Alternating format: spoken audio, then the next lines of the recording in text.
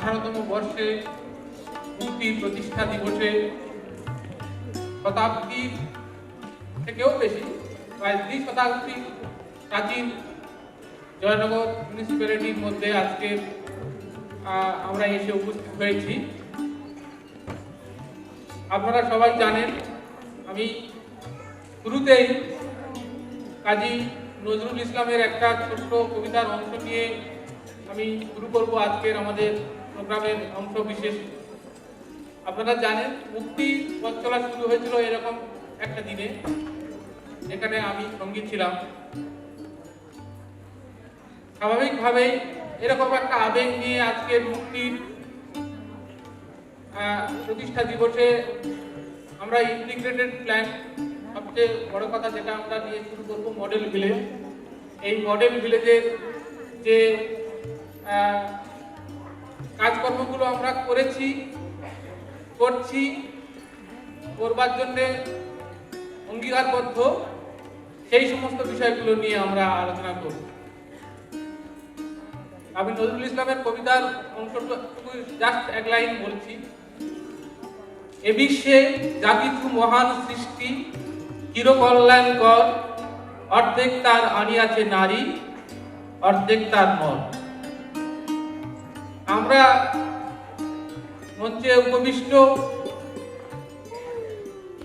উপবিষ্ট এবং দর্শক আসনে উপবিষ্ট ব্যক্তিবর্গকে দেখলে বুঝতে পারি আমরা কিন্তু সাম্যতা বজায় রাখতে পেরেছি বলে আমার মনে হচ্ছে। কারণ আমাদের ফাউন্ডার প্রেসিডেন্ট মাথায় রেখেছে যে হ্যাঁ, এই দিকটায় বিশেষভাবে নজর দেওয়া দরকার। 18তম বর্ষের প্রাথমিক পর্বে মেয়েদের উপস্থিতি দেখে আমি এক্সাইটেড হয়ে যাচ্ছি, উদ্বেলিত হয়ে যাচ্ছি যে মেয়েদের উপস্থিতি অত্যন্ত দৃষ্টি আকর্ষণীয়, এবং তারই ভিত্তিতে আমরা কিন্তু আজকে ইন্টিগ্রেটেড ডেভেলপমেন্টের অংশগুলো পাঠ করবো বা পড়ে শোনাবো আপনাদেরকে। আপনারা শুনুন। আমি প্রাথমিকভাবে আমাদের সদস্যদের সঙ্গে পরিচয় করে দেবো। তার আগে আমি চাইছি, আমাদের কোর কমিটি আরও 6 জন মেম্বার আছে। এই 6 জন মেম্বারকে আমি অনির্বন্ধ অনুরোধ জানাবো তারা যেন চলে আসে মঞ্চে। এই কোর কমিটি মেম্বারদের মধ্যে রয়েছে চিত্ত হালদার, বিজয় কৃষ্ণ হালদার, পালান সরকার, ইয়াসিন গাজী, পঞ্চকুমার হালদার এবং সুবর্ণ কর। এরা যেন চলে আসেন। আমরা কেন ডেকে নিচ্ছি? কারণ আমরা ইন্টিগ্রেটেড। প্রথমত বলি, এই মডেল ভিলেজ বা ইন্টিগ্রেটেড ডেভেলপমেন্ট, এই যে পরিকল্পনা, এটা কিন্তু আমি যে দুটো এর আগে প্রেজেন্টেশন দেখলাম, এটা সবই কিন্তু মডেল ভিলেজেরই অংশ। ইন্টিগ্রেটেড প্ল্যানের মধ্যে যেখানে ইন্টিগ্রেটেড কথা বলা হচ্ছে, সেখানে কিন্তু এগ্রিকালচার বা এডুকেশন কখনো আলাদা কিছু হতে পারে না। কারণ হচ্ছে আমাদের ডেভেলপমেন্টের 4টে স্তর। যেহেতু আমি দীর্ঘ 32 বছর সরকারি প্রকল্পের সঙ্গে যুক্ত, প্রায় শেষ পর্বে আর 5 বছর আমি সরকারি কাজে অন্তর্ভুক্ত থাকবো। তো সেই ক্ষেত্রে আমি দেখে নিয়েছি যে ডেভেলপমেন্টের 3-4টে স্তর আছে। যখন কোনো সমস্যা আসে, সেই সমস্যাগুলোকে আশু সমাধান করার জন্য যে পরিকল্পনা, সেটা আমরা এক ধরনের উন্নয়ন বা এক ধরনের পদক্ষেপ বলতে পারি। সেই পরিকল্পনাকে আমরা ডোল বলে থাকি অনেকে, বা সমস্যার সমাধান, যেটা অনেকেই একটু আগেই বললাম, আমাদের সেক্রেটারি বলেছে, প্রেসিডেন্টও বলেছে, এবং অনেকের মুখে শুনলাম যে যখন কোভিড সিচুয়েশন তৈরি হয়েছিল, তখন আমরা দিয়েছিলাম অক্সিজেন কনসেন্ট্রেটর বা মাস্ক বা অন্যান্য যে সমস্ত হেলথ রিলেটেড জিনিসগুলো দেওয়া হয়েছিল। যখন মানুষ খেতে পায় না, তাদের পাশে দাঁড়ানো, কিন্তু মানুষদের খেতে দেওয়া, এই সমস্ত বিষয়গুলো কিন্তু একেবারে আশু সমাধান, যার কোনো পরবর্তী কোনো সাইড এফেক্ট বা তার পরবর্তী ফল পাওয়া যায় না। এরপরে যে ইন্টিগ্রেটেড ডেভেলপমেন্ট আমরা বলতে পারি, সেটার নাম হচ্ছে শর্ট টার্ম ডেভেলপমেন্ট। অর্থাৎ শর্ট টার্ম ডেভেলপমেন্ট কাকে বলি আমরা? শর্ট টার্ম ডেভেলপমেন্ট হচ্ছে যে 2 থেকে 1 মাসের মধ্যে যে ডেভেলপমেন্টটা আমাদের মধ্যে চলে আসে। অর্থাৎ একটা ফুল গাছ লাগালাম, সিজনাল ফুল গাছ লাগালে পরিবেশটা সুন্দর হলো, সিজন চলে গেল, শীতকাল চলে গেল, আবার সেই ফুল গাছগুলো মরে গেল। কিন্তু এই যে সাময়িকভাবে আমাদের সবাইকে আনন্দ দিল, পরিবেশটাকে উন্নত করলো, এবং পরিবেশের মধ্যে ভারসাম্য আনলো, অক্সিজেন বাড়ালো বাতাসের মধ্যে, সব কিছুর মধ্যে যে ভারসাম্য আনলো, এই টার্মটাকে বলা হচ্ছে শর্ট টার্ম ডেভেলপমেন্ট। এরপরের ডেভেলপমেন্ট হচ্ছে mid term development. Mid term development short term ডেভেলপমেন্টের থেকে একটু কিছু সময়ের জন্য, কিন্তু এইটা কিন্তু সাস্টেনেবল ডেভেলপমেন্ট হতে পারে না। কারণ মিড টার্ম ডেভেলপমেন্ট আমাদের যেমন কারোকে আমরা সাহায্য করছি পড়াশোনার জন্য, কিন্তু সেই পড়াশোনা করার পরে যতক্ষণ না পর্যন্ত স্বাধীনভাবে নিজেকে চলাফেরা করতে পারে ততক্ষণ পর্যন্ত তার পিছনে থেকে থাকা, কিন্তু তাকে আমরা সাহায্য করছি। এরকম বহু প্রকল্প রয়েছে, এটাকে মিড টার্ম ডেভেলপমেন্টের মধ্যে পড়ছে। আর একটা ডেভেলপমেন্ট সেটা হচ্ছে long term development. Long term development কিন্তু আরও বেশি সময় ধরে, এবং সর্বশেষ যে ডেভেলপমেন্ট যেটার জন্য আমরা এতক্ষণ ধরে কথা বলবো, এটার নাম হচ্ছে সাস্টেনেবল ডেভেলপমেন্ট। এই যে চারটে ডেভেলপমেন্ট, এই চারটে ডেভেলপমেন্টের প্রেক্ষিত শুরু করে আমাদের ইন্টিগ্রেটেড যে প্ল্যান, সেই প্ল্যানটা আমরা তৈরি করেছি। আমাদের সাথীরা এখানে রয়েছে। আমি কিছুক্ষণের জন্য আমি মাইকটা একটু হরিসাধনের কাছে দেবো। আমার সবচেয়ে কাছের সঙ্গী, যার সঙ্গে আমাদের প্রতিদিন কথা হয়, আমাদের সবাইয়ের সঙ্গে একটু পরিচয় করে দেবো। হরিসাধনের একটু সবাই সঙ্গে পরিচয় করে দাও, পরিচয়টা একটু সেরে নিই, তারপরে আমরা একেবারে কি আমরা করতে পেরেছি এবং কেন আজকের আমাদের মুক্তি তো একটা ব্র্যান্ড নেম, মুক্তি ব্র্যান্ড নেম। মুক্তি কাজ করছে, মুক্তি কাজ করেছে এবং মুক্তি কাজ করবে। এই তিনটে সময় কালের প্রেক্ষিতে আগামী দিনে আমরা শুধু পূর্ব সিদ্ধার্থপুর গ্রাম নয়, নগেন্দ্রপুর অঞ্চল নয়, বা এই যে দক্ষিণ চব্বিশ পরগনা জেলার বিভিন্ন প্রান্ত নয়, সারা পশ্চিমবঙ্গ এবং ভারতবর্ষের সবাই মনে আজকে মুক্তি ছাপ ফেলেছে। দেখতে পেলেন আপনারা বিভিন্ন স্লাইডে যে মুক্তি সারা পশ্চিমবাংলা, সারা ভারতবর্ষের বিভিন্ন জায়গায় ছাপ ফেলেছে। তারই একটা প্রেক্ষাপট তৈরি আমাদের ইন্টিগ্রেটেড, মানে আমরা যেটা জানি যে কেন ইন্টিগ্রেটেড, আজকে ইন্টিগ্রেটেড হতে চাইছি এই জন্যে যে আমাদের একটা হচ্ছে জন্মভূমি টান, দ্বিতীয় হচ্ছে আমরা এমন একটা প্রত্যন্ত জেলায় বাস করছি, প্রত্যন্ত অংশে বাস করছি, যে অংশের মানুষদের দেখভাল করার জন্য সেরকম কোনো এজেন্সি কাজ করেন। সরকারি প্রকল্পগুলো আছে, কিন্তু আমি সরকারি প্রকল্পগুলো সম্পর্কে কোনো বক্তব্য রাখতে রাজি নই। কারণ সরকারি প্রকল্প তার নিজের মতো করে চলেছে, স্বাধীনতার প্রায় ৭৫ বছর হয়ে গেল। এই ৭৫ বছরে কিন্তু অনেক জায়গায় সরকারি প্রকল্পের একটা জায়গায় যেন কোনো একটা বিশেষ তাৎপর্য বহন করতে ব্যর্থ হচ্ছে, বা তাৎপর্য বহন করতে গিয়ে হোঁচট খাচ্ছে। তারই জায়গাগুলোকে, সেই গ্যাপগুলোকে পূরণ করার জন্য আজকে মুক্তির মতো প্রতিষ্ঠানের আবির্ভাব। সেই প্রতিষ্ঠান আজকে যে উদ্দীপনা নিয়ে কাজে অংশগ্রহণ করেছে, তারই সাফল্যের চাবিকাঠি কিন্তু আপনারা, আমাদের মঞ্চে যারা উপবিষ্ট আছে তারা, এবং যারা বেনিফিশিয়ারি মানে যারা উপভোক্তা তারা। আমি ওইখানকে বলবো একটু প্রথম থেকে সবাই নামটা একটু বলে দেবো। নমস্কার। আজকে সবার উপস্থিত আমার মুক্তির প্রাণপুরুষ মাননীয় শঙ্করবাবু, মুক্তির সম্পাদক, যারা বোর্ড মেম্বার যারা আছেন, ওই সাথে সামনে যারা আছেন, সবাইকে আমার বয়সিত সম্মান, শ্রদ্ধা, ভালোবাসা, প্রণাম জানিয়ে আমি আজকে মডেল ভিলেজের যে সৈনিক, আমার সঙ্গে যারা দিনরাতের সাথী, যারা দিনরাত আমার সঙ্গে সময় দিয়ে একসাথে এই প্রজেক্টটা আগিয়ে নিতে চলেছে, তাদের একটু পরিচয়টা আমি দিয়ে দেব। তো আমাদের সাথে একেবারে সরাসরি প্রজেক্টের সাথে যুক্ত না থাকলেও যারা ভলেন্টিয়ারি সার্ভিস করে, ওনাদের কথা না বললেই আমি পারছি না। তো ওনারা কিন্তু আমাদের এই প্রজেক্টগুলো আগিয়ে নিয়ে যাওয়ার জন্য সবসময়ের জন্য চিন্তা ভাবনা করেন। প্রত্যেকটা ক্ষেত্রে আমরা যে সমস্যায় পড়ি সেই সমস্যাগুলো ওভারকাম করেন, কারণ এই প্রজেক্টটা আগিয়ে নিয়ে যাওয়ার জন্য কিন্তু মানুষকে প্রচণ্ডভাবে অ্যাওয়ারনেস করতে হয়, এবং হয়েছেও, আমরা সেইভাবেই আসছি। তো তাদের মধ্যে আছেন মাননীয় চিত্তরঞ্জন হালদার, উনি ওয়ার্কিং কমিটির সম্মানীয় সদস্য, বিজয় কৃষ্ণ হালদার, তারপরে আছেন ইয়াচিন গাজী মহাশয়, পঞ্চুগোপাল হালদার মহাশয়, ওয়ার্কিং কমিটির সম্মানীয় সদস্যদের মধ্যে আমার সুবর্ণ কর মহাশয়, পালানচন্দ্র সরকার মহাশয়, এনাদের 6 জন কিন্তু আমার সাথে একেবারে বটবৃক্ষের মতো আমার সঙ্গে ছায়ার মতো আছে। প্রত্যেকটা প্রজেক্ট আগিয়ে নিয়ে যাওয়ার জন্য কিন্তু এনারা আমাদের সঙ্গে অক্লান্ত পরিশ্রম করেন, পরামর্শ দেন। তো আমার প্রথমে ওদিক থেকে প্রথমেই আছে, বসে আছে মাস্টারমশাই কালচারাল টিমের অনিমেষ বেড়া। ওদিকে গোপপুরতে আছে যিনি আমাদের হর্টিকালচার নার্সারি দেখাশোনা করেন, জগন্নাথ দাস বিউটিফিকেশনের কাজ করছে, ব্রততী ম্যাডাম নতুন আমাদের সঙ্গে জয়েন করেছেন, উনি ম্যানগ্রোভে কাজ করছে, সুবর্ণ সর্দার উনিও ল্যান্ডস্কেপিং এর একটা পার্ট দেখাশোনা করেন। সামনে আছে কয়েকজন মহিলা লিডার যারা আমাদের সম্পূর্ণভাবে এমপ্লয়ি না হলেও কিন্তু অনেকটা লিডারশিপ নিয়ে আমাদের সেন্ট্রাল গার্ডেন এবং বিউটিফিকেশনের উপর কাজ করে চলেছেন। শর্মা পাইক, কবিতা মণ্ডল, সবরী হালদার, দীপালি ভান্ডারী, মাধবী রায়। ভাগ্যর আছে আমাদের হাউজিং প্রজেক্টে দেখাশোনা করছেন, যেটা এখনো পর্যন্ত 38 জনকে সাপোর্ট করতে বলেছি, যে সাইক্লোন বাড়ি বানানোর উদ্দেশ্য নিয়ে। তো সেখানে উনি সাপোর্ট করেন। ভাগ্যধর হালদার, মনোজ কর ওটাও ওই প্রজেক্ট দেখাশোনা করছেন।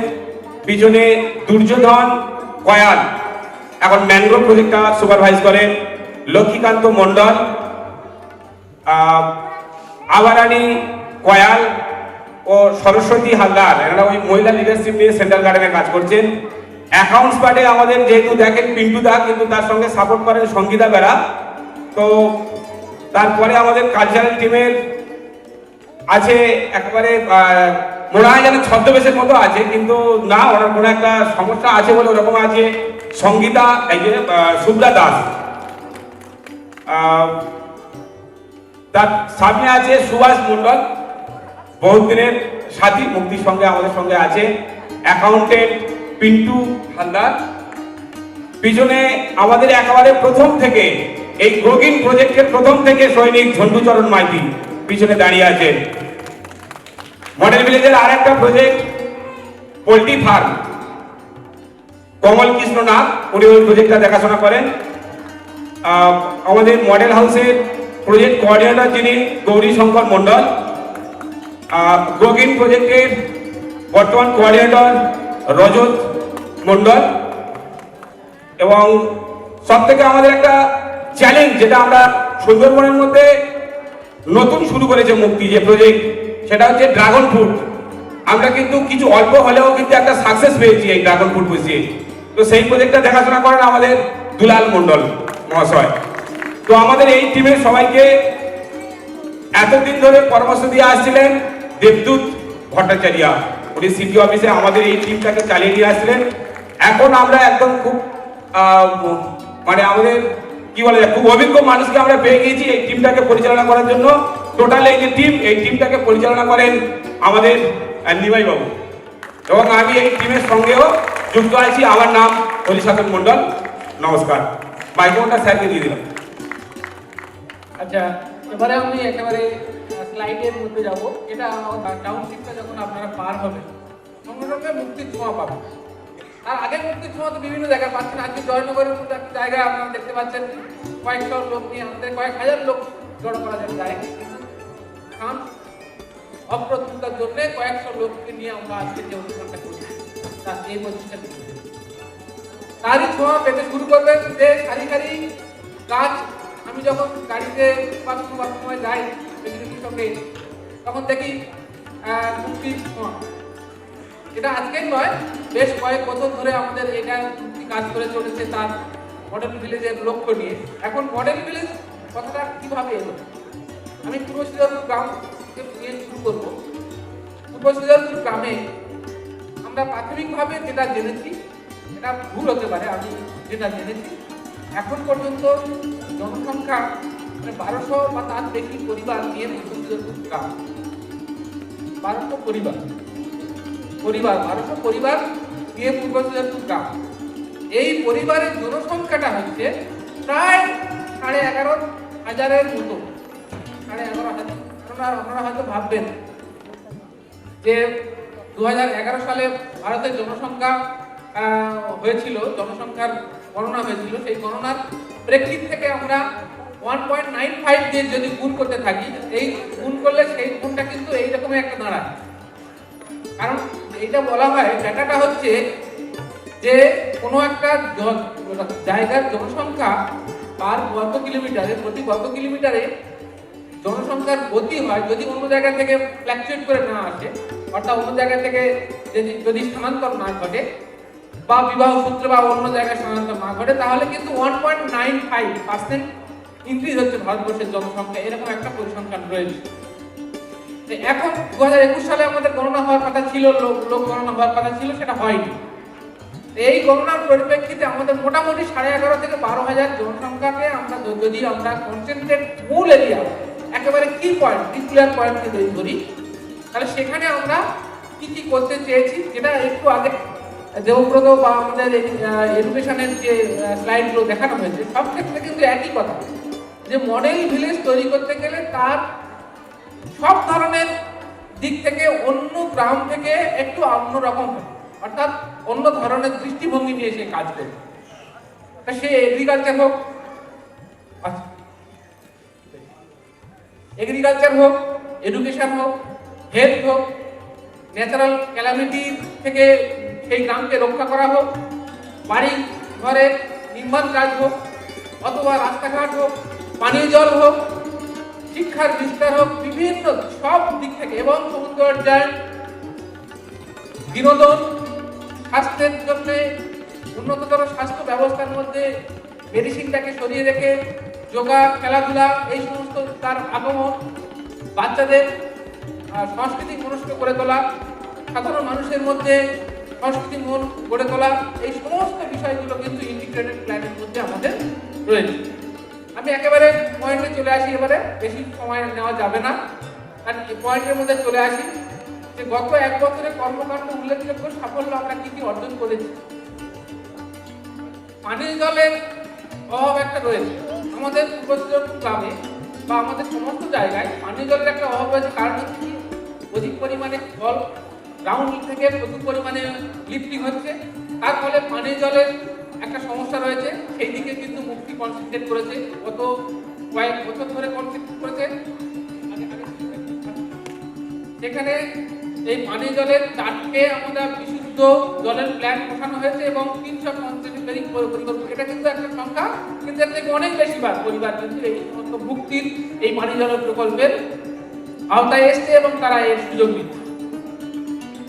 এবারে আমাদের আরেকটা কি হয় যে 1 জানুয়ারি আমাদের সংকল্প দিবস হয়। এই সংকল্প দিবস উদযাপন করা হয়। 1200 বেশি পরিবার এই অনুষ্ঠানে অংশগ্রহণ করেছিল গতবারে। এখানে কিন্তু আমাদের প্রেসিডেন্টের তৎপরতায় আমরা সবাই সেখানে উপস্থিত ছিলাম। সেখানে যোগা ক্যাম্প অনুষ্ঠিত হয়েছিল। যোগা মানে অর্থাৎ আমাদের শরীরের মানোন্নয়নের জন্য স্বাস্থ্য একটা উল্লেখযোগ্য ভূমিকা পালন করে। আমাদের সংসারের সুখ শান্তি কিছুর জন্য, পরিবারের সবার ভালোর জন্য কিন্তু স্বাস্থ্যটাকে বিশেষ নজর দেওয়া হয়েছিল। সেক্ষেত্রে কিন্তু যোগা ক্যাম্প একটা উল্লেখযোগ্য ভূমিকা পালন করে। যোগা একটা উল্লেখযোগ্য ভূমিকা পালন করে। মেডিসিনটাকে দূরে সরিয়ে রেখে যদি ভালোভাবে বাঁচতে হয়, সেজন্য যোগা ক্যাম্পের ব্যবস্থা করা হয়েছিল।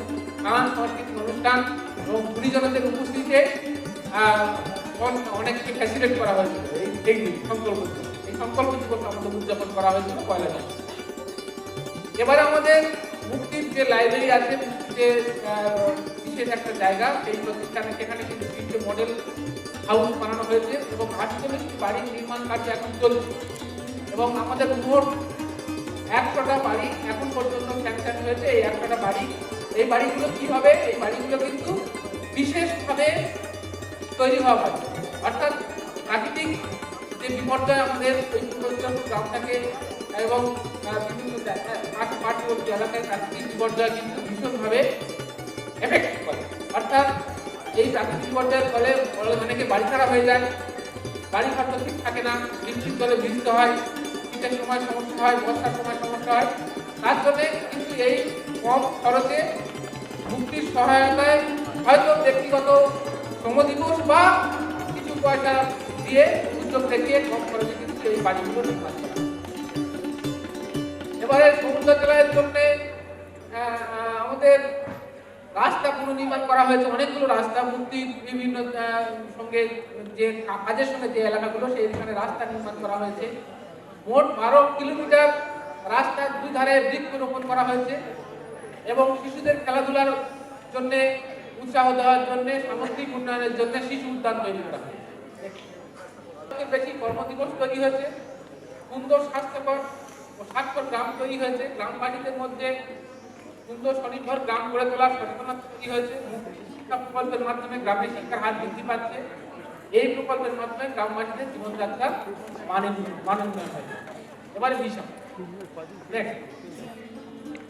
5 লক্ষ চারা আগামী বছর আমরা তৈরি হবে, 5 লক্ষ চারা, তার মধ্যে 1.5 লক্ষ ম্যানগ্রোভ এবং 15,000 নারকেল গাছ তৈরি করা হবে। এবং মুক্তি গ্রামীণ বিভিন্ন প্রকল্পের মাধ্যমে 50 বেশি পরিবারকে কর্মসংস্থানের সুযোগ করে দেওয়া হবে। নগেন্দ্রপুর গ্রাম পঞ্চায়েতের মাধ্যমে 15 কিমি রাস্তা সৌন্দর্যায়ন করা হবে এবং আমরা মুক্তি নামে সবগুলি প্রকল্পকে স্বনির্ভর করে, এইটাই হচ্ছে আমাদের বিষয়।